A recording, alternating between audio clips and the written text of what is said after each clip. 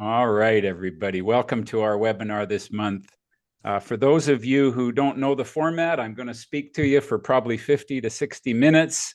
And then I stay on for an additional half an hour for some conversation, questions and answers, and some good dialogue and community building.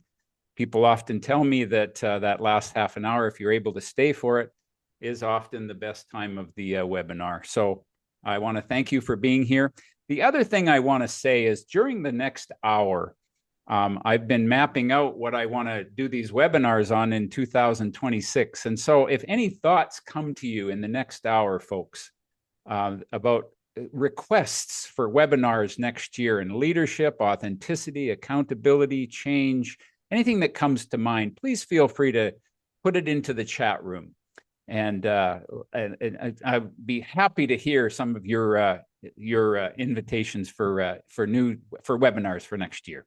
All right, let's get going on. Before I start here, I just want to, on behalf of our family, wish you all the very best over this holiday season. The numbers are a little down for the webinar today, and I'm just going to assume that it's because this is a very busy time of year for all of us.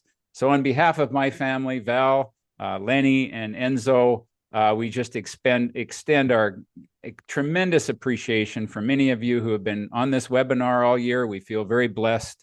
The clients that I've had, the friends that I've made, and the community that have been built around me, we feel very blessed and very grateful to you all. I just got a Christmas card before we started today, and I just thought I'd paraphrase some of the words on this card that I extend to you. This time of year offers a rare opportunity to slow down, reconnect with ourselves and our loved ones, reflect on the journey we've been on, and look ahead with hope for the year to come. In a world that often pulls our attention outward, the holidays invite us back inward toward gratitude, clarity, and the deeper meaning that guides our lives. And folks, that's my intent for the next hour here, is to have you reflect and go inward. Hopefully my invitation is not to resist the tendency to multitask and just to be fully present for your own sake, and absorb this, what really matters to you. I just share with you a highlight this week. We watched a documentary about the former Prime Minister of New Zealand. The documentary is called Prime Minister. And I had just this fall had read Jacinda's biography, her memoir, and she brings humanity into the world. Whether you like or agree with her political stance, you can't argue with her humanity. And in this darkness that is around us in this world, every day, it seems every week, we hear horrific tragedies, that how we hurt each other on this planet. And my purpose is to make this world, and do my part to make this world just a little bit more fully human. And Jacinda is a leader that I have great respect for. Her and I come from the same religious roots.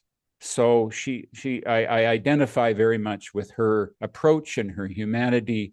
And I would commend it to you to listen to this documentary. It's called Prime Minister. And listen to the documentary and reflect on the humanity that is required in our leaders today. We need more leaders like this. And the fact that you're here would speak to that quality of humanity that I hope that each of us are committed to bring more fully to this planet. So folks, we're going to talk about change today. And we're going to talk about going through the process of change and how that, in my words, helps us be more fully human as we come to grips with change. And I think there's really two kinds of change. I know they're not as delineated as what I'm making it out to be. But on one hand, we have planned change, where you're planning a retirement, or you're planning a wedding, or you're planning a career shift, or a relocation, or you're planning this year to get your health in order, or process redesign in your organization, or a technology implementation in your organization, and you plan that. And then on the other side, there's what I call unplanned change, where we've been given a layoff or a health diagnosis, and we've been thrown off our path. You know, as John Lennon said, life is what happens when we're making other plans. So we have a well-designed well laid out life. How many of you can tell me that your life is happened exactly the way you had it planned when you were maybe 18 years old? That's not the way life happens. Or we have a natural disaster, or a death in a family, or a divorce, an unexpected pandemic, or a market crash, to use some examples here. And so just begin to reflect on what changes that you're currently going through. And, you know, and I think it's a little different process when you've been knocked on the side of the head with a diagnosis or an unplanned change. And so you'll get some insights on getting through the unplanned change, but I hope you'll also get some insights on the transition when you're planning change. I got to tell you, right now, I'm in the middle of restructuring one of the teams in our organization. And I had a nice little mapped out vision of how I'm going to incorporate that change. And I foisted it on the team because I thought it was a pretty good deal. But what I discovered is I didn't work with, and I didn't acknowledge and appreciate that for the last 3 years, this team has built a community together. And my coming in with my great ideas would actually be disrespectful and unintentionally. And I needed to understand the context of which I'm implementing that change. So I need to pay attention to my own presentation today, because it slows us down and helps us realize life isn't like a machine. We're going to talk next month about leading in an AI world. The world isn't a machine that you can just come in and plan something and have it implemented. And we can't just react and respond in a way that's going to implement the changes that get foisted on us. We have to understand there's a human condition. There's a human context of which we are presenting these changes. And if you don't understand that context, you will be ineffective in your leadership. And the best way to understand that context is to understand our own changes and how we manage the transitions and changes in our own life. My approach, those of you who know me, know that you don't need to change yourself. You need to come home to yourself, and this changes everything. And my premise is that no matter whether we have planned change or unplanned change in our life, all change has an opportunity as a trailhead into our own journey to ourself. Coming home to yourself can be awakened through the process of learning to come to terms with change. And this is what I'm going to be presenting to you today. So every time we have what I would call any adversity in our life, and it's again understanding ourselves so that then we can bring that more fully into our work. Every time we go through some kind of a change in our life, or whether it's planned or unplanned, we have a choice. And that choice is we can either survive that change, I'm going to just get through it, or we can embrace what I call the adventure. What if we could see our life? And we're going to dig more deeply into this whole notion of a hero's journey, because the whole notion of a hero's journey reminds us that life itself is an adventure. It's not just a set of tasks to be, no one is going to want on their headstone, well, they got all their emails returned. No, life is an adventure. And what if we could look at life as an adventure?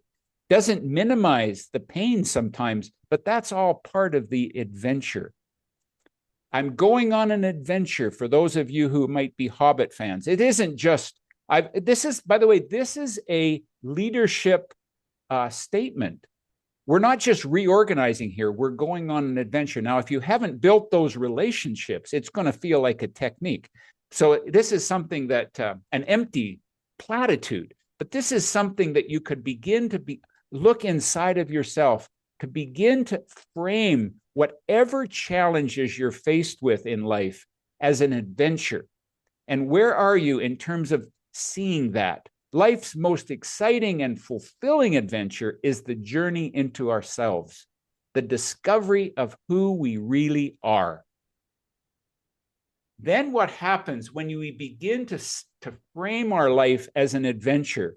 It becomes a pilgrimage. And I'm going to use the word sacred pilgrimage. What would happen if we could begin to look at our life as beginning to look at connecting to our true, call it your spiritual self, your authentic self, and that journey is a pilgrimage into yourself. The Stanford economist Paul Romer said this: a crisis is really a terrible thing to waste. This was my motto to get through the pandemic, for example. I want to make sure that we don't waste whatever challenges that we're faced with. So a key question that I will often bring to my work is the change changing you? We spend a lot of time in our life jumping from one container to the next, and it looks like we've changed, but we've really changed nothing. We just look like we've changed. We might have moved, or we might have reorganized, or we might have done something on the outside, but is it actually changing us? Now, I have a little story to tell. This is like the garage of a family member. Now, this is what and every part of the house was like this. This is what we call hoarding. Now, it's very easy to point your finger and look at hoarding outside of yourself. They're hoarders that live down the street. But I think this is a metaphor for the fact that probably in our culture, just go to a landfill site. You will see a culture of hoarders. And in one degree or another, we probably are hoarding stuff. And my premise is that hoarding, and I've actually worked with clients who are really diagnosed as being hoarders, although we probably would all benefit from that diagnosis to look honestly within ourselves and see the clutter that we have. I know the first half of my life, I spent the first half of my life gathering stuff, and the next half of my life getting rid of the stuff. You free yourself up to create a space for something new to come in. But my premise is that hoarding is a protection. It's a protection against trauma. It's a protection against pain. It's a protection. And so we keep stuff around us to keep us safe, but so that we can feel like we're at home. But we actually, all that stuff to protect ourselves becomes a prison. And our world gets smaller and smaller and smaller in some degree or another. Now, this particular family, as fate would have it, and I'm not sure that I really actually agree with fate. I believe there's some kind of a power greater than me that's guiding and supporting and helping us, and is there to be our guide if we'll tap into that power, whatever you want to call that power. But for whatever reason, this house got struck with lightning and was burnt to the ground. And that's what was left of it. Just to offer a little side story here. This is the fireproof box that all the documents were in that were meant not to burn. The only thing that was saved in this whole house was the bacon in the freezer. So my learning from this is, if you really have documents that you don't want to have be burned, make sure we have a backup system here. But if you really want it, the best chance you've got to protect yourself from the fire is to put it in a fireproof box and put the fireproof box in the freezer. It's one of the most safest places in a house, but I digress. But here's what happened to this family. This is an opportunity when you lose it all, when you've had all that stuff taken away from you, you have an opportunity to look at what's underneath. What was I hiding from? Now, this particular family, I have to tell you, they got so busy with the insurance company and rebuilding their house. And in 3 years, it looks exactly the way it looked before it came down, except it's just nicer stuff now and newer stuff. But it's the same clutter and the same hoarding process. They changed, but they didn't change. They missed the crisis, the opportunity in the crisis. Now, This is a good reminder for all of us. We know this from research with people who win the lottery. The vast amount of people who win the lottery go back to the same economic level, maybe in poverty, in 3 years than before they won the lottery. They may have changed, but they didn't change. This is a reflective statement for all of us, okay? Through the lens of the hero's journey, adversity is viewed as something wanting to be born. What was wanting to be born in this crisis? What is the crisis making possible? What is wanting to come through? And as we look at life as a novel, not as a chapter, we begin to step back and see that there's a larger work at play here. The hero's journey defined as embracing a time of great difficulty, allowing the pain to break us open so that a stronger, wiser, kinder self can emerge. That's the work of the transformation.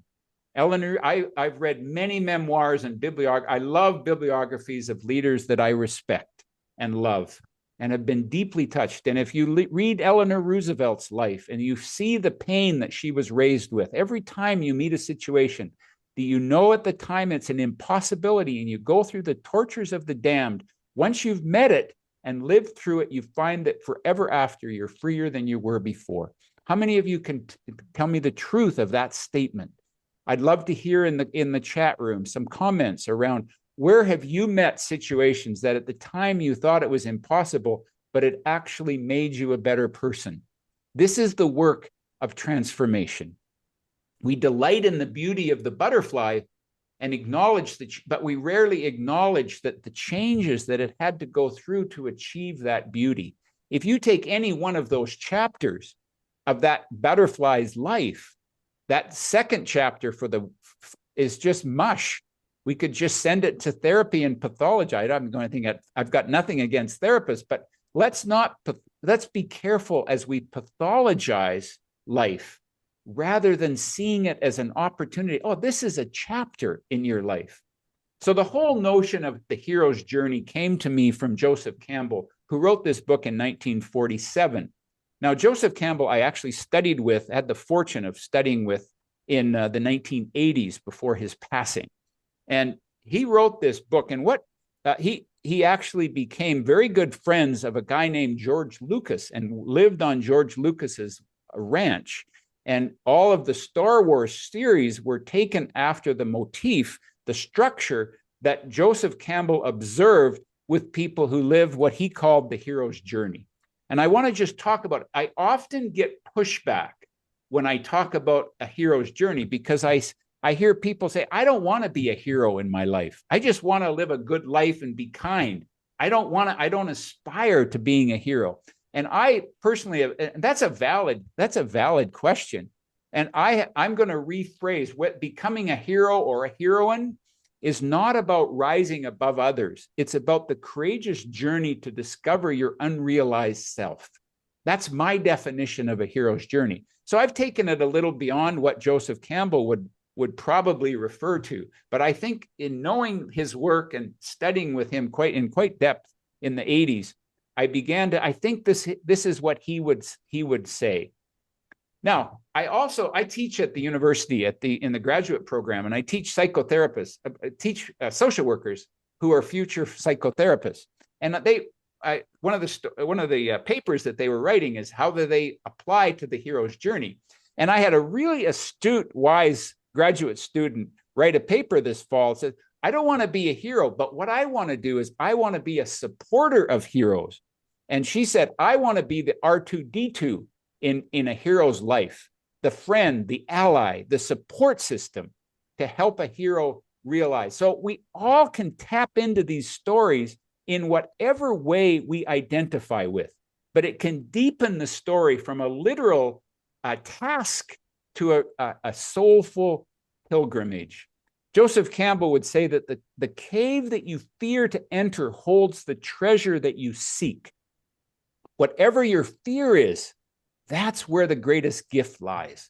At some point in your life, you must be willing to let go of the life that you've planned so that you can have the life that you're meant to live. And this is often what will happen. It goes below the surface of the conscious mind because the soul doesn't care how we're approved in the world. The soul has a reason for being here. And the soul holds a deeper treasure than what our mind can possibly conceive. And this is what Campbell was talking about, who is a mythologist, and he studied a range of cultures from around the world. So basically, he developed this motif, this structure, where he said that there's 3 acts where the character leaves the ordinary world. And sometimes we're called to leave that world, and sometimes we're pushed to leave that world. Either way, this is an opportunity to leave the ordinary world. You know, Luke, you're not meant to live with your aunt and uncle for the rest of your life in this comfortable little environment. We're going to throw you into foreign territory. Then you have the initiation act, where the character ventures, and sometimes they're pushed into unknown territory and faces various painful, challenging struggles where survival is unclear, and it requires courage, creativity, and grit. And you find allies where you finally triumph and are birthed a true champion, a hero in overcoming these. And then you have the return act. The hero returns as a changed person to make the world better. So just begin to look at where you're at in terms of some of your own journey that you've been on personally. So we see this in movies.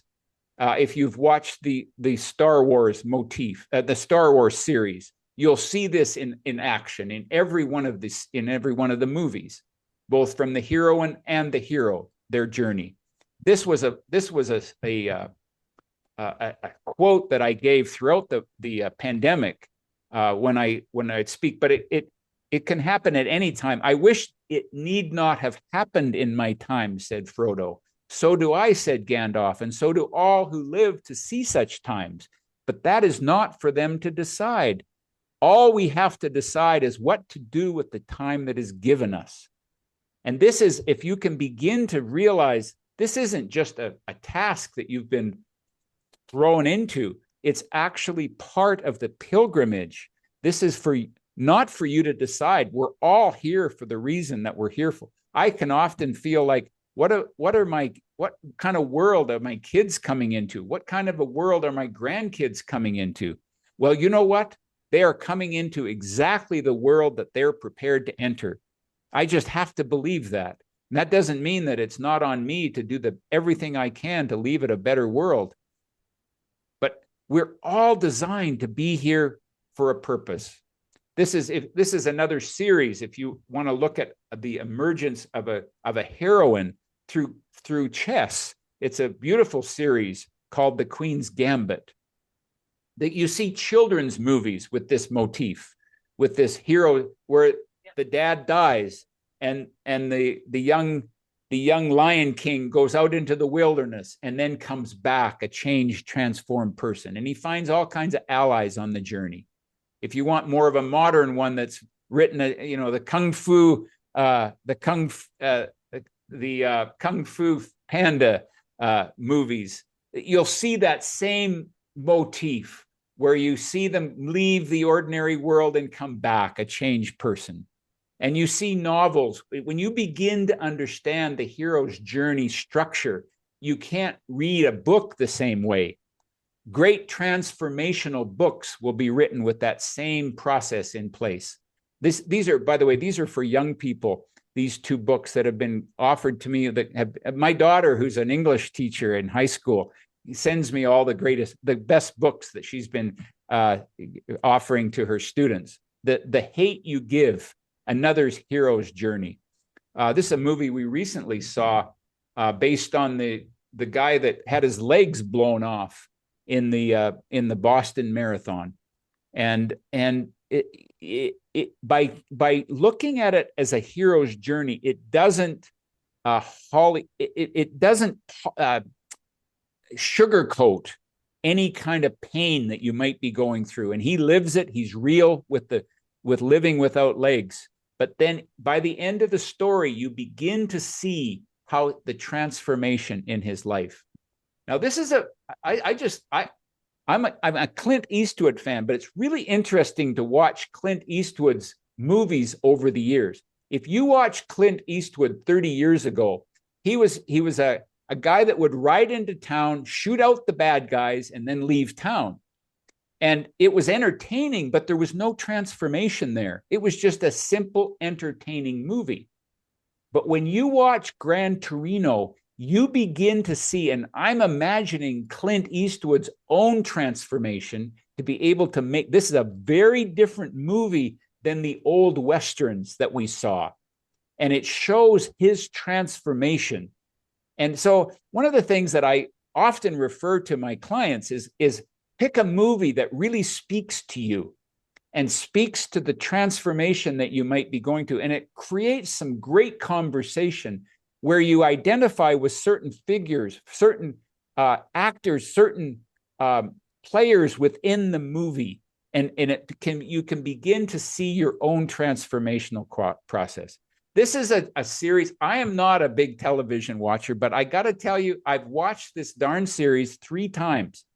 And what I loved about this series, Ted Lasso, what I love about this series is every single character in the series. I'll just to make the I don't want to no spoiler alerts here, but it's basically a soccer team, a professional soccer team in Britain, and the woman who owns the soccer team wants to bring it down as a revenge on her ex-husband. And so what she does is she hires this guy from the United States, Ted Lasso, who knows nothing about soccer, assuming that he's going to take the team down. That's the storyline.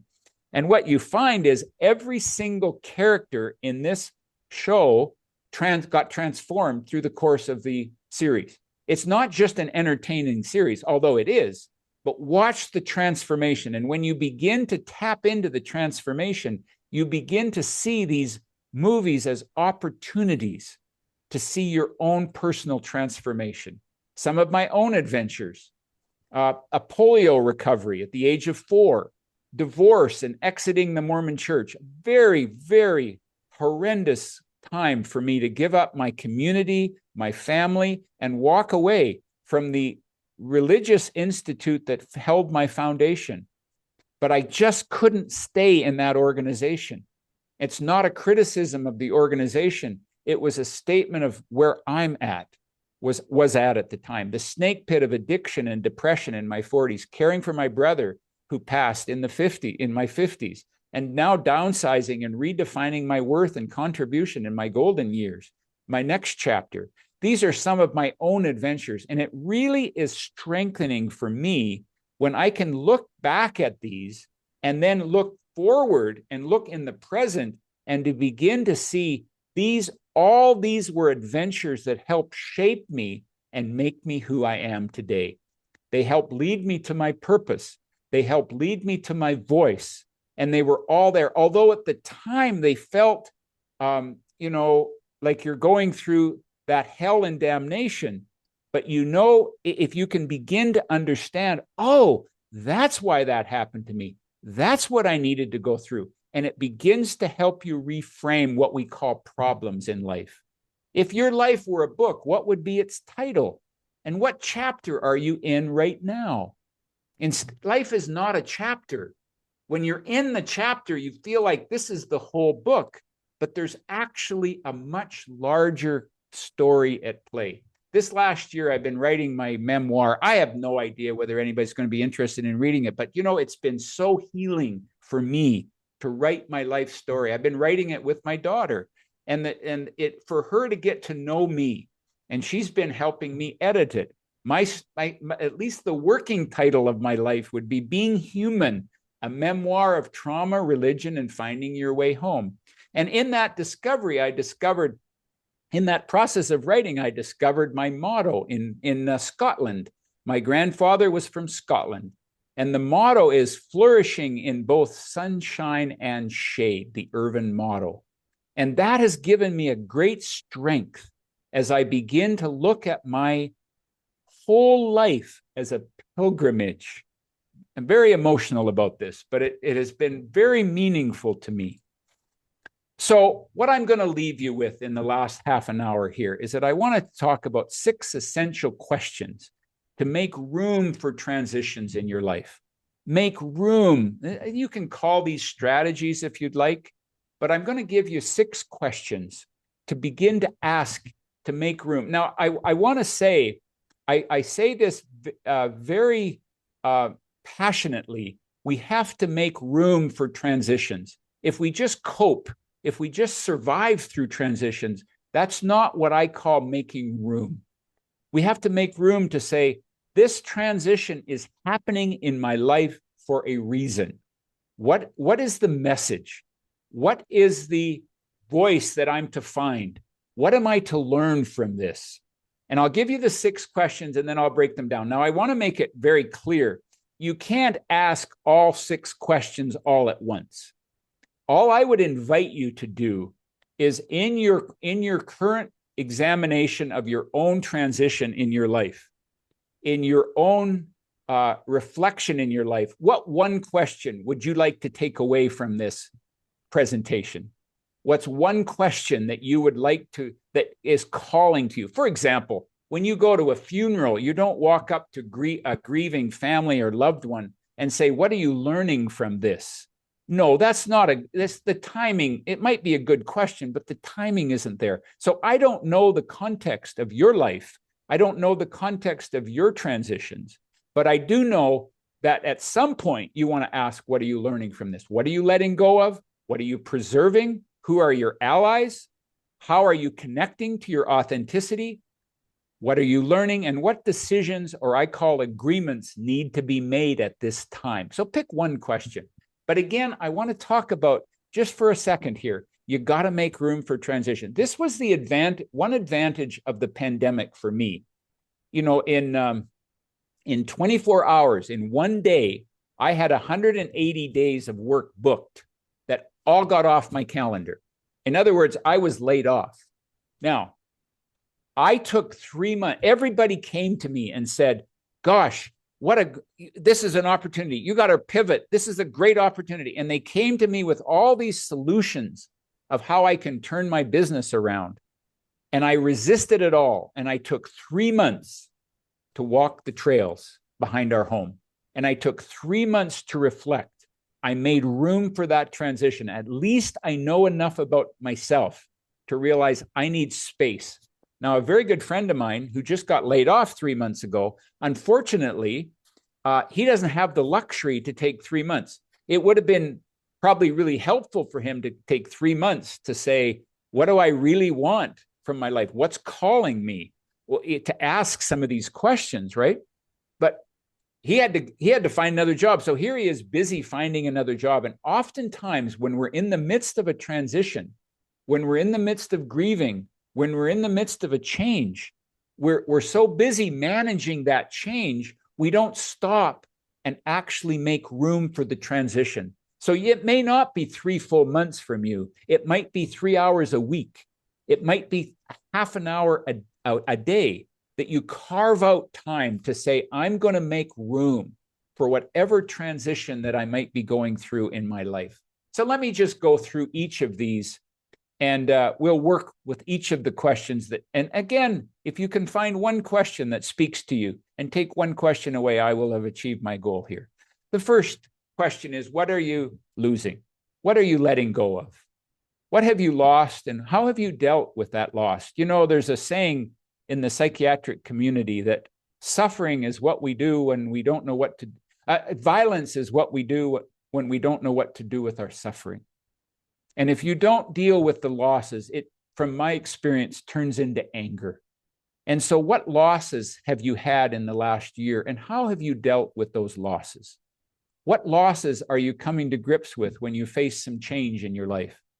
And what are you doing to grieve? This is not a culture that grieves well.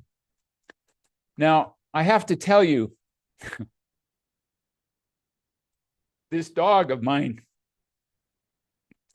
has been my companion and emotional support for the past 9 years, has gotten me through a lot of challenges. If I'm in the house and I'm in tears, Lenny would be at my lap, right at my feet. He'll come across the house. He often lie right here beside me here in the office, but he's failing. He's got hip problems. He's half Rottweiler and half Saint Bernard. And the Rottweiler will sometimes run into hip issues. And he's got some hip dysplasia. And he walks a lot more slowly. And he doesn't walk as far. And like probably all of us, I'm having to face some loss. He can't be with me in the presentation this morning because he can't get up the stairs into my office. And so there's some grief. And I'm a person who welcomes grief because I've learned that grief is a trailhead to the soul. It's not the only trailhead to the soul, but it can open up the soul. And, you know, if you look at and examine grief, it'll take you to your passion. If you're having a hard time finding your passion in life and your purpose in life, there will be high chance there'll be some old grief that you haven't let go of, that you've hung on to. And what we do is that we build this wall to protect ourselves from the grief. And if we build that wall, it becomes a prison where we don't really see into the windows of the soul. Welcome the hard stuff. Those of you who know me know that I'm a supporter of funerals. Yes, it's good to have a life celebration. It's good to celebrate a life, but it's also good to celebrate a loss.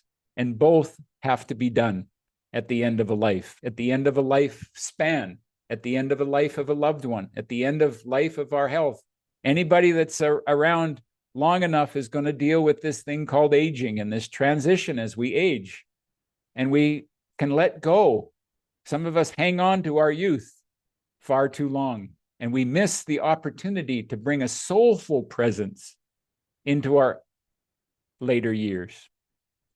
For a seed to achieve its greatest expression, it must be completely undone. The shell breaks, its insides come out, and everything changes. To someone who doesn't understand growth, it would look like complete destruction. But it's actually necessary for new life, for that destruction to happen. The second question is, what are you preserving in the change? Folks, not all change is necessary in life, but not all change is good. We always want to ask yourself whether we're taking a team through change, whether we're taking ourselves through change, whether change has been foisted on us. What am I committed to preserve? You know, Leonard Cohen said this: the blizzard of the world has crossed the threshold, and it has overturned the order of the soul. And folks, there's a blizzard of many kinds in our world today. The blizzard of demands, the blizzard of constant access to information through the internet, the constant pressure of demands coming at us. And it can create this blizzard that has overturned the order of the soul. Now, there was a time when farmers on the Great Plains would run a rope from their back door to the barn at the first sign of a blizzard. They all knew stories of people who had wandered off and froze to death, having lost sight of their home in a whiteout while still in their own backyards. So what they did is they built this rope, and you walk along and take the rope. So here's a question for you. Where's the rope in your life that's not changing? It might be your faith. It might be your community, your family. Although even that will someday be taken from you. What lies within you that does not change, that stays the same? And what are you working with to hang on to that rope? We all go through blizzards in our life, but we need a rope to hang on to, or we get lost in it. The third question is, who are your allies? We're not in Kansas anymore. We get thrown out of our routines and thrown into a strange world. Well, you know what Dorothy taught us? You got to find allies. Now, she found 3 allies, actually 4. I'll talk about that in a second. Heart. And this might be a good guide. We all need people in times of transition to connect us to our heart, to connect us to our wisdom, and to connect us to our courage. By the way, there's always a dog, the constancy of a dog to help us through that. That's represented. Who are your allies? What are you doing to reach out to find allies? You know, it's interesting. I'm right now on a board of directors for Men's Shed in Cochrane. Men's Shed is a group of men that come together. It's growing around the world. Men supporting other men, and we meet every Saturday morning now in the basement of a little church here, although we're not affiliated with the church at all. And we take care of each other. I discovered that men in our community, older men in our community, this is the highest suicide rate in the province. And this province, other than the Northwest Territories, is one of the highest provinces in the country for suicide rate of older males who lose their purpose. And we come together in a community and do a check-in. How are you doing each week? Building a community around us. And it's very strengthening to be around other men. Women have known this for years, the importance of community.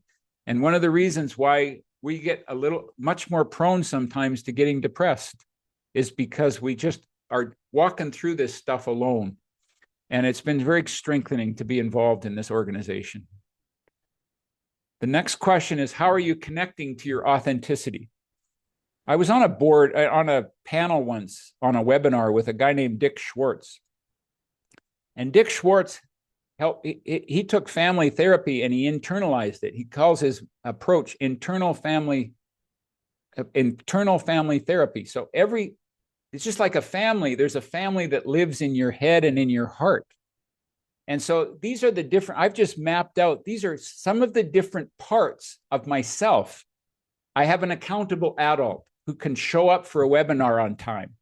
I also have an impulsive addict that lives in me that just wants to come home at the end of a hard day and escape the truth of everything that I'm saying, that just wants to eat donuts and watch Netflix. There's a caregiver part of me that knows how to care. There's a free spirit, what my good friend Rob Rowe would call whimsical. Reminds me he's a whimsical person. And let that free spirit come out. There's a lonely little boy in there. There's a professor that you're seeing access this part in me today, where I can look wise and think that I have some answers in life and some perspective. And then there's a drill sergeant that wants to everything be perfect and everything laid out. And now all of these parts, I can learn to be friendly with them all. They're all there to help protect me they were born to help protect me from the pain of my upbringing. But underneath all of those, there's an authentic self.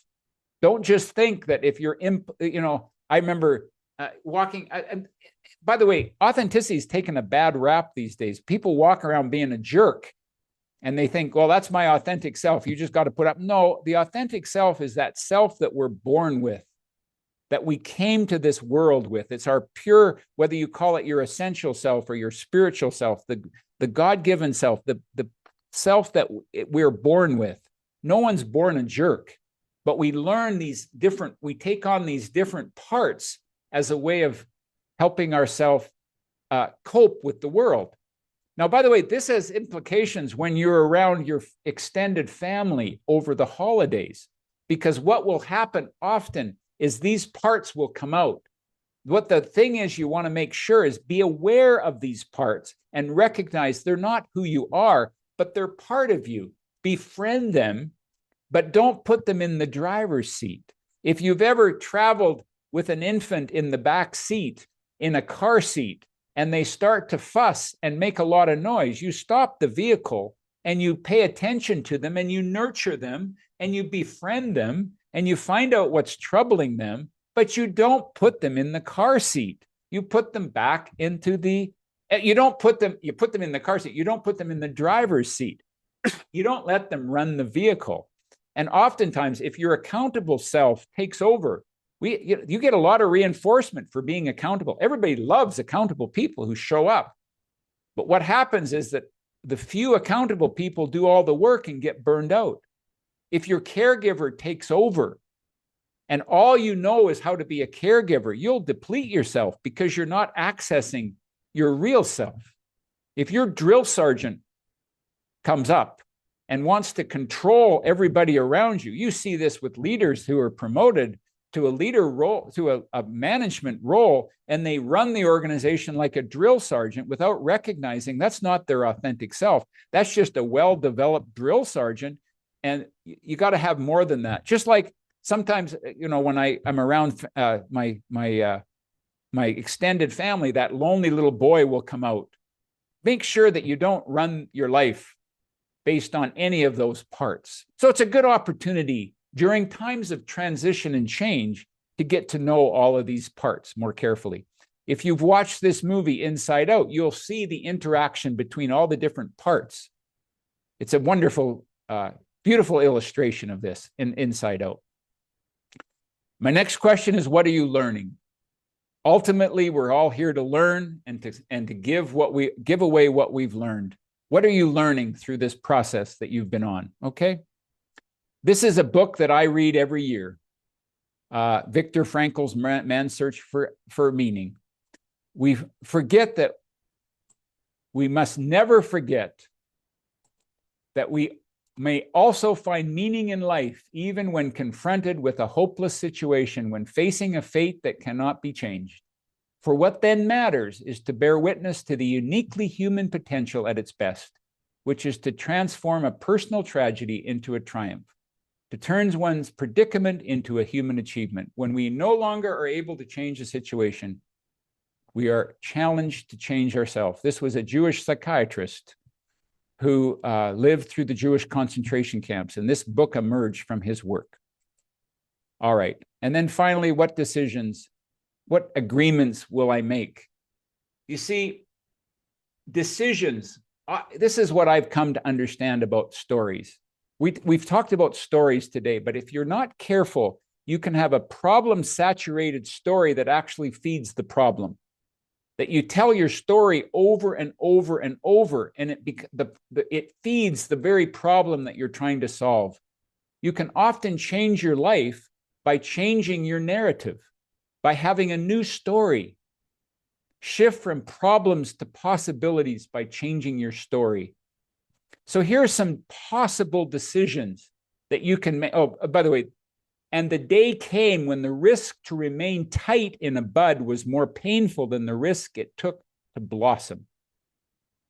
That's the story. That's a different story. So here's some decisions, possible decisions. First of all, change your story. Maybe you've spent your time complaining about your boss or complaining about the system that you work in. Well, you can change your story and the reason why you got to this place. You can change your attitude. You can change jobs. But make sure if you change jobs, you can't change your story. Don't just think that by changing jobs, you're going to create a different story. Change careers. Exit a relationship. Recommit to a relationship. Change the way you're being in a relationship. Reach out for help. Bloom where you're planted. Decide, you know what? This is where I'm planted. And so instead of trying to change the environment, I'm just going to bloom. You know, I heard this saying once, actually quite recently, that a flower doesn't wait or dream for the bee to come. A flower blossoms and the bee arrives. Don't wait for others to change. Let go of blame and resentment and fear and get out of the victim box. Those of you who've spent some time with me know that I talk about being in the victim box where we blame everybody else for our circumstances. You can make a decision to say, I'm going to get out of being a blamer. Being in the recovery community for the last 30 years, the pain of drinking becomes greater than the pain of being sober. And you make a decision to say, I'm going to come into recovery and change my life. So folks, that's really what I had for you today. I hope I've given you something to reflect on. I want to share with you before I leave here. Actually, if you can hang in with me for about another 3 minutes, I'm going to show you a little inspirational video before you get off. I'm trying something this year that I've not done before, and I'm going to offer an online 6-week program on life in transition, turning change into transformation. And I'm going to do it a little differently than usual. I'm going to do it on a Sunday morning so that you can carve out some time for yourself. And these would be 2-hour sessions every Sunday morning from February 22nd to March the 29th. If these have any interest for you, I've got a write-up on my website. Please feel free to check out my website and have a look and see if that appeals to you. See if it draws you in any way. And I really don't want money to be a barrier for people. And if you feel like you'd like to take this course and the finances are any kind of a barrier, please feel free to reach out to Val and have a conversation. We will work with you. And I want to welcome you to our next webinar in the end of January 30th. We're going to hold these again generally we like to have them on the last Friday of every month. And the title for the next one will be Authentic Leadership 2026, Leading with Courage, Connection, and Core Values in an AI World. And if you need anything, please feel free to reach out. And hopefully we'll get you signed up for the next webinar. I look forward to this. And please let me know for topics for 2026 that you'd like me to address. Please feel free to put those into the chat room. And I don't have an assistant helping me today. So if you have specific requests, just privately send them to me with your email address and I shall get back to you. All right. On that note, I'm going to leave you with a fun little video here. This video was actually created, I think he made it about 15 years ago.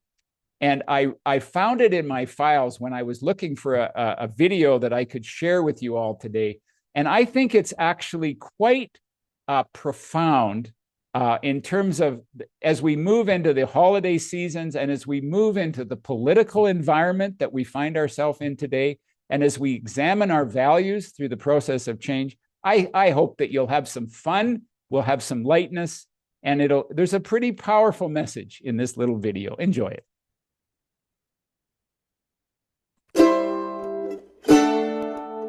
There are lots of ideas how you can change the world. Some people think you should just complain about it. That won't change the world, it'll just make it mad. Some people think you have lots of money, making it rain everywhere you go. Holla for $1. Some people think you have to be really loud and yell a lot. It's like with a bullhorn shouting, "Hey you, yeah you, do it my way right now, you heard?" Other people choose to just make fun of everything. That's dumb, everyone's dumb. It's easier to make fun of stuff, but it's cooler to make stuff. Some people think changing the world can only be done by the smartest person in the world. Just put them in a room, let them figure it out. The solution of world hunger? Food. Wow, that was so amazing. Some people see the bad in the world and they just decide to ignore it. But that won't help anything. Some people think you have to be really famous and super cool. In fact, lots of people think you have to be really powerful to make a difference. Like being mayor or senator or president. But the truth is, a title doesn't make you more important. The world is changed by you. It's one person filled with love. And they just have to live it out, so they do something awesome. Then that person is filled with love, and they do something awesome. It just goes on and on and on and on. And the next thing you know, everything's awesome. Some people think it's impossible to change the world. It's impossible to change the world. Well, you can see why they could think that. Living in the world with kids who are hungry, people who are homeless, families weren't happy.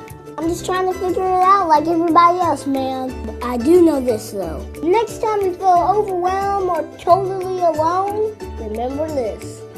Things don't have to be the way they are. The world is changed by ordinary people. Little people living out big love. I love this kid. Anyway, folks, thank you very much for joining me today. I wish you all the best. I hope that I've connected a little bit more fully with your humanity and that you have fanned the flame of your own humanity, and that I hope you bring that fully forward in some of the darkness that we might be experiencing right now. I thank you all for being with me, and we're going to stop recording here and come back and have a conversation. For those of you who can stay, please feel free. And if you need to leave, no problem. I know we all have busy lives. I'm very blessed to have you here with me. Thank you all very much.